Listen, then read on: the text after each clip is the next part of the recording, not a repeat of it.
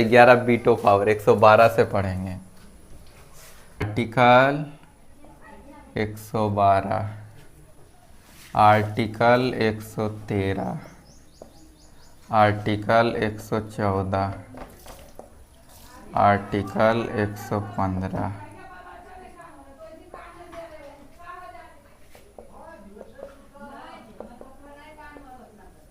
Article 112 में budget की चर्चा है, लेकिन ध्यान रखना कि संविधान में बजट शब्द नहीं दिए गए, इसके स्थान पर लिखा गया है वार्षिक वित्तीय विवरण। वार्षिक वित्तीय विवरण हमारे संविधान में जो दिया गया कौन सा शब्द है? वार्षिक वित्तीय विवरण शब्द है। इसी को बजट फ्रेंच भाषा में कहते हैं। इसका अर्थ होता है एक चमड़े का थैला जिसमें क्या किया जाता है? बजट पेश किया जाता है। पैसा से संबंधित बात फ्रेंच भाषा में उसी को बजट कहते हैं। तो हम लोग वार्षिक वित्तीय विवरण बोलने से ज़्यादा अच्छा बजट शब्द का यूज करते हैं, परंतु हमारे संविधान में वार्षिक वित्तीय विवरण शब्द दिया गया, बजट शब्द नहीं है। बजट पेश करने का अधिकार राष्ट्रपति के पास होता है। राष्ट्रपति पेश करेंगे या राष्ट्रपति किसी अपने द्वारा चुने गए व्यक्ति के द्वारा बजट पेश करवाते हैं। तो बजट पेश कौन करता है? जनरली वित्त मंत्री करते हैं। आर्टिकल 113, आर्टिकल 113 में प्राक्कलन है। आर्टिकल 114 में विनियोग है और आर्टिकल 115 में अतिरिक्त अनुदान है।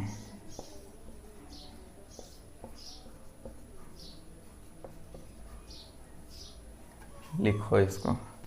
तो आर्टिकल 113 में प्राक्कलन है, एस्टीमेट। अंग्रेजी में लिखेंगे एस्टीमेट। इसमें पैसा का खर्चा का चर्चा दिया गया है।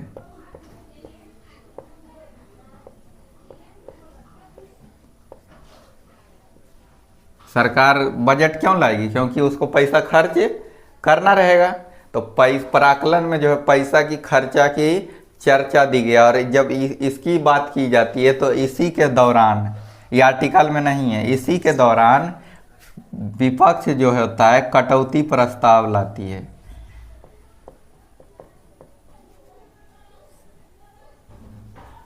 कौन सा प्रस्ताव लाती है? कटौती प्रस्ताव। सरकार कह देती है, जैसे अभी देखो भागलपुर का पुल क्या हो गया? डैमेज हो गया, टूट गया ना। तो अभी सरकार कहेगी नहीं, उसको बनने में कितना, अब सरकार कहेगी कि 5 करोड़ लगेगा। अब 5 करोड़ का पुल है, ये नहीं है। तो उसी दौरान विपक्ष जो रहेगी कहेगी ये पुल 5 करोड़ का नहीं है, कितना में बनना चाहिए? 2 करोड़ में, 1 करोड़ में। तो कटौती प्रस्ताव, पैसा काटने का प्रस्ताव इसी में लाती है कि इतना ज़्यादा का नहीं है, आप इतना ज़्यादा पैसा ले रहे हैं, मतलब क्या चाह रहे हैं कि घोटाला हो। तो घोटाला की चर्चा भी यहीं पर हो जाती है। तो इसलिए विपक्ष क्या लाती हैं? कटौती प्रस्ताव लाती है। पैसा क्या करेगी? इसमें काटेगी। आर्टिकल 113 में प्राक्कलन, पैसा की खर्चा की चर्चा है। और विनियोग में प्राक्कलन का पैसा निकाला जाएगा तो विनियोग किया जाएगा। तो प्राक्कलन में दिया गया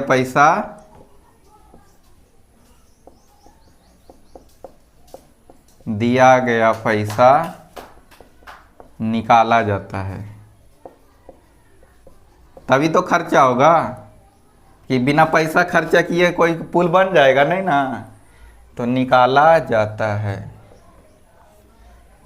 तो विनियोग करते हैं, मतलब प्राक्कलन में जो पैसा आवंटित हो गया है सरकार को, वह क्या निकालने के लिए क्या करेंगे? विनियोग करेंगे। आर्टिकल 114 का प्रयोग करते हैं। आर्टिकल 115 में अतिरिक्त अनुदान है। आर्टिकल 115 में अतिरिक्त अनुदान है। अगर देखो इसमें जैसे पुल बनाने का खर्चा कर दिया गया कि नहीं, इसको कितना में बनना चाहिए, 1 करोड़ में बनना चाहिए। अब पैसा गया घट। कभी कभी हो जाता है ना कि जितना का हम एस्टिमेटम बनाते हैं, जितना का हम लोग एस्टिमेट बनाते हैं कि ये काम इतना पैसा में हो जाएगा, कभी कभी घट जाता है। तुम ही लोग सरस्वती पूजा मनाते होगे तो, या कोई त्यौहार मनाते हो, पैसा जमा करते हो, या क्रिकेट खेलने जाते हो, अब सारी व्यवस्था करते हो, तो कभी कभी पैसा नहीं घट जाता है, तो फिर से पैसा संग एकत्र करते हो कि नहीं। तो उसी प्रकार यहाँ अतिरिक्त अनुदान दिया जाता है कि पैसा अगर कोई किसी कार्य के लिए, पुल बनाने के लिए जैसे दिया गया और वो पैसा घट गया, तो वहाँ पे सरकार को और पैसा लेना है, तो अतिरिक्त अनुदान आर्टिकल 115 के तहत लेगी। अतिरिक्त पैसा लेना, अतिरिक्त अनुदान मतलब क्या, अतिरिक्त पैसा लेना। तो लिख सकते हैं इसमें अतिरिक्त पैसा, पैसा घटने के बाद और पैसा उसमें ऐड करना, तो अतिरिक्त अनुदान कहलाता है कि आपको और थोड़ा क्या दिया जा रहा है अनुदान के रूप में पैसा। आर्टिकल 116, आर्टिकल 116, आर्टिकल 116 में लेखा अनुदान है, लेखानुदान। इसमें एडवांस पैसा दिया जाता है, एडवांस पैसा। कभी कभी कोई काम करना रहता है तो एडवांस पेड करके आते हैं कि नहीं। तो आर्टिकल 116 के अंतर्गत लेखा अनुदान किया जाता है, एडवांस पैसा दिया जाता है। आर्टिकल 117, आर्टिकल 117 पढ़ चुके हैं, क्या था इसमें, वित्त विधेयक, यही था ना। आर्टिकल 117, आर्टिकल 118, आर्टिकल 118 में संसद की प्रक्रियाएं हैं, संसद की प्रक्रियाएं लिखो। अब पढ़ेंगे, आर्टिकल 117 पढ़ चुके हैं, आर्टिकल 118 अब पढ़ेंगे, संसद की प्रक्रियाएं जानेंगे।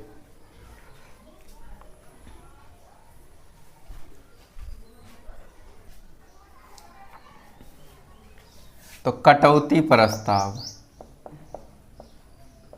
कटौती प्रस्ताव,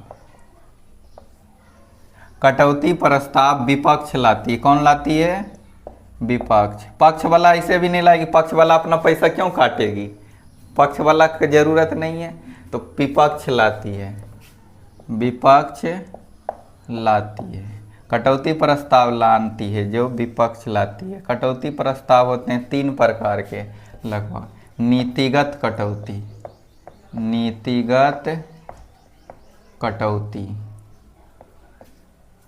दूसरा होता है अर्थगत कटौती, अर्थगत कटौती, और तीसरा होता है सांकेतिक कटौती, सांकेतिक कटौती। तो विपक्ष जब कटौती प्रस्ताव लाती है तो नीतिगत कटौती प्रस्ताव लाएगी, तो नीतिगत कटौती प्रस्ताव यदि पास हो जाएगा संसद से, तो नीतिगत कटौती प्रस्ताव पास हो जाता है, तो सरकार को दिया जाता है 1 रुपया बजट में। पैसा कितना दिया जाएगा सरकार को, 1 रुपया। तो देखो, नहीं लग रहा है कि अगर सरकार, इतना बड़ा देश है, सरकार को अगर मोदी जी को 1 रुपया मिले तो कोई काम के है, मतलब ये दिखा रहा है कि ये क्या हो जाएगा, सरकार गिरने की संभावना है। तो ये प्रस्ताव पास नहीं होती है जल्दी, अगर हो जाएगी तो सरकार क्या हो जाएगी, गिर जाएगी। मोदी जी की सरकार टिकेगी, फिर नहीं टिकेगी।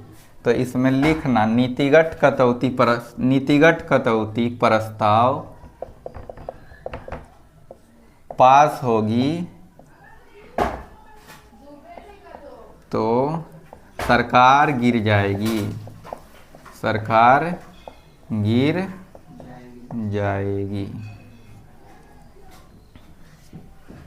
अर्थगत कटौती, पैसा इसी में काटा जाता है, जिसकी चर्चा अभी हम तुरंत किए कि जैसे कोई काम क्या होना चाहिए, 1 करोड़ में होना चाहिए, वो 1 करोड़ का काम सरकार पेश करके लाई है और उसमें पैसा काटना है, तो अर्थगत कटौती इसी के अंतर्गत करते हैं। वह काम कितने में होगा, अब कम में होगा। जब अर्थगत कटौती तो विपक्ष लेकर आएगी तो कहेगी नहीं इस काम को कितना, ये काम कितने लायक है, 75 लाख के हैं, आप 1 करोड़ पैसा नहीं लेंगे। तो अर्थगत कटौती इसके अंतर्गत आता है। पैसा इसमें क्या किया जाता है, काट लिया जाता है, पैसा काट लिया जाता है, काट लिया जाता है। और यह है सांकेतिक कटौती। विपक्ष देखो जैसे नीतिगत कटौती लाई, पास नहीं होगा, अर्थगत कटौती लाई या पास हो, कभी हो भी जाता है और कभी नहीं भी होगा। इसमें कम पैसा को कम किया जाता है, जितना किसी काम के लिए पैसा दिया गया उस पैसा को कम किया जाएगा। और सांकेतिक कटौती होता है, इसमें सिर्फ 100 रुपया काटा जाता है। विपक्ष को भी क्या रखा जाता है कि आपने कटौती प्रस्ताव लाया तो आपको भी क्या खुश रखने के लिए जितना पैसा आवंटित हुआ है उसमें से कितना काटा जाएगा, 100 रुपया काटा जाएगा, सांकेतिक के रूप में, कि विपक्ष का भी बात रख लिया गया कि आप कटौती प्रस्ताव लाए हैं तो आपका भी बात क्या मान लिया जाता है। तो संकेत के रूप में कितना काटा जा रहा है, 100 रुपया काटा जाता है। तो इसमें मात्र 100 रुपया काटा जाता है। तो यह है विपक्ष का प्रस्ताव।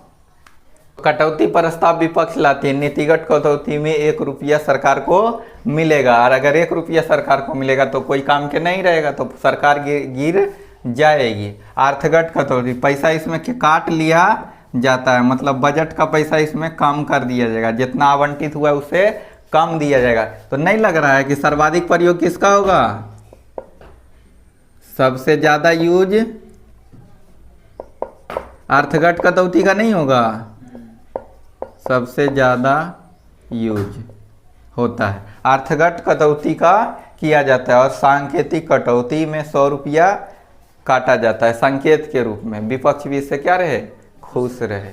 अब एक शब्द आता है गिलोटीन, शब्द तो सीखना है और करना कहाँ कुछ है।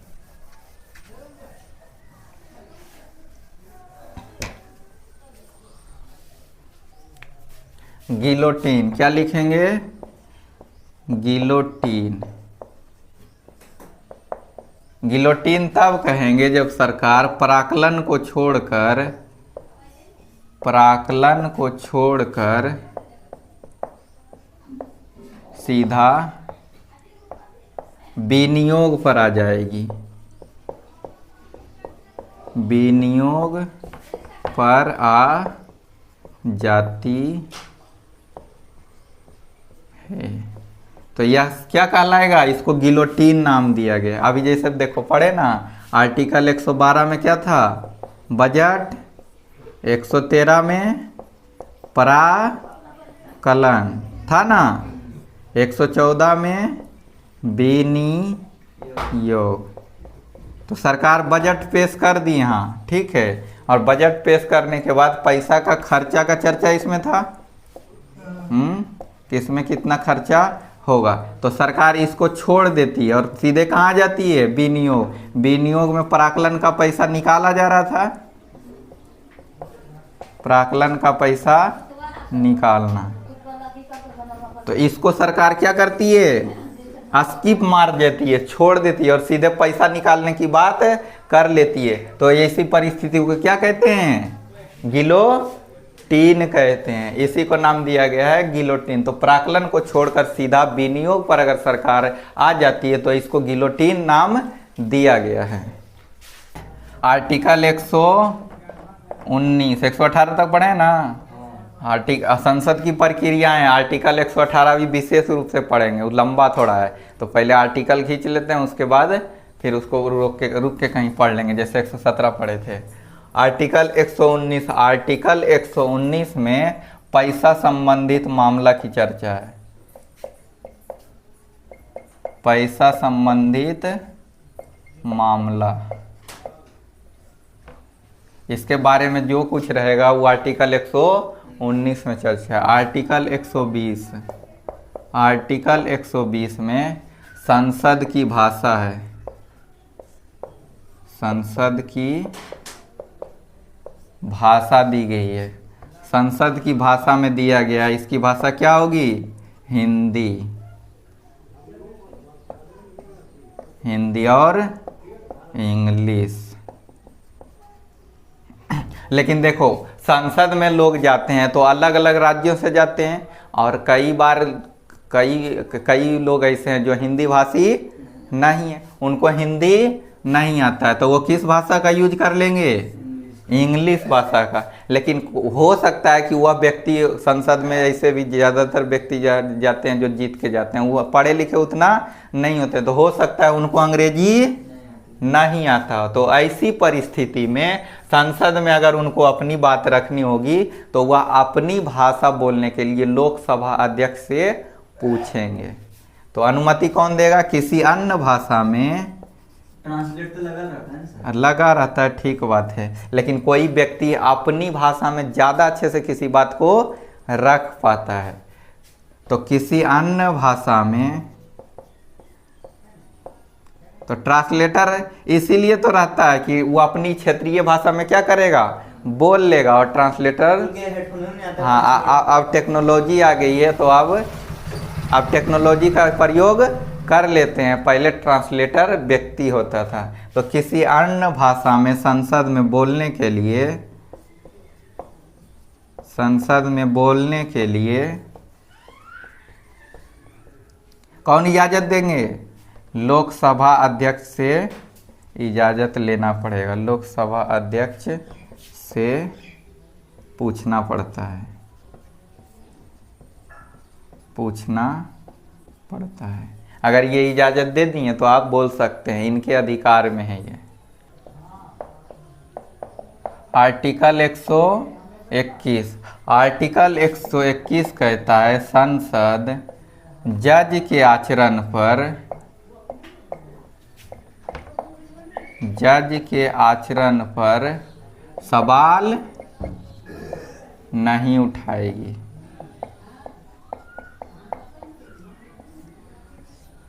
आर्टिकल 121 क्या कह रहा है? संसद जज, किसी भी जज के आचरण पर सवाल नहीं उठा सकती। जैसे अभी इलाहाबाद के एक हाईकोर्ट के जज थे ना, तो वह उनके घर से बहुत सारा क्या मिला था? पैसा मिला था।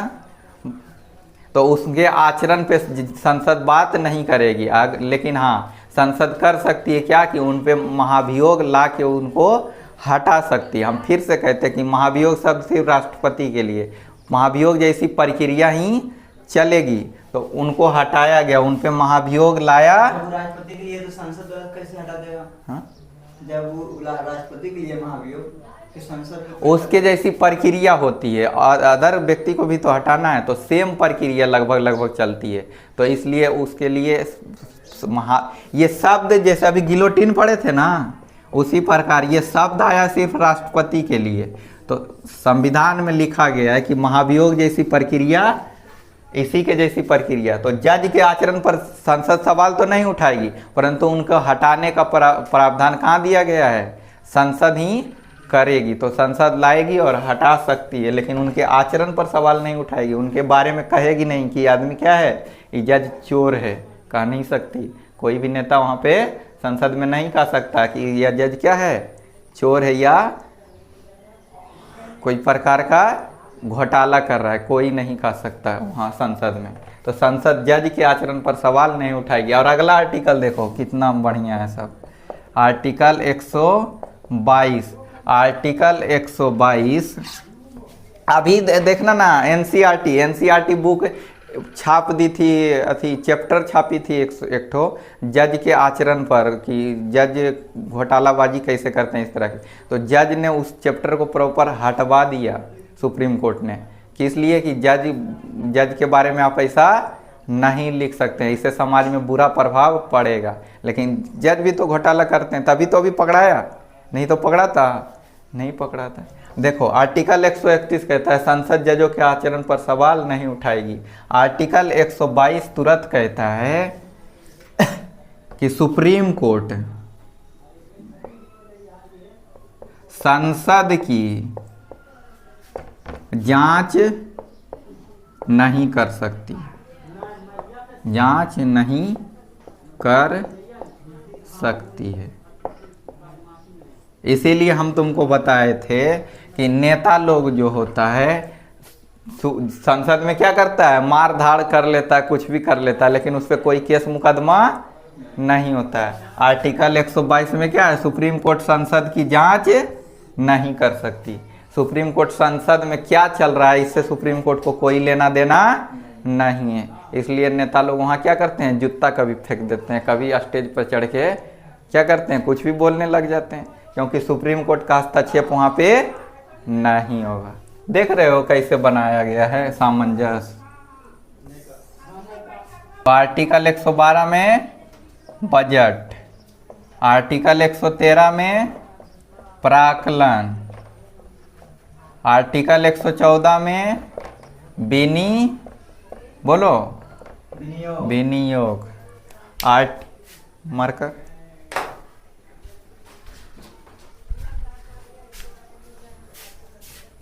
आर्टिकल 115 में अतिरिक्त अनुदान, अतिरिक्त अनुदान, आर्टिकल 116 में लेखा अनुदान, आर्टिकल 117 में वित्त विधेयक, आर्टिकल 118 में संसद की प्रक्रियाएं, संसद की प्रक्रियाएं, आर्टिकल 119 में पैसा संबंधित मामला, आर्टिकल 120 में संसद की भाषा, परिभाषा नहीं, हिंदी या अंग्रेजी हो सकती है, किसी और भाषा में बोलना हो तो इजाज़त लेना पड़ेगा, परमिशन लेना पड़ेगा। आर्टिकल 120, आर्टिकल 121 में संसद जजों के आचरण पर सवाल नहीं उठाएगी, जज सवाल नहीं उठाएगी। आर्टिकल 122 में सुप्रीम कोर्ट संसद की जांच नहीं कर सकती है, संसद की जांच नहीं कर सकती है, नहीं कर सकती है।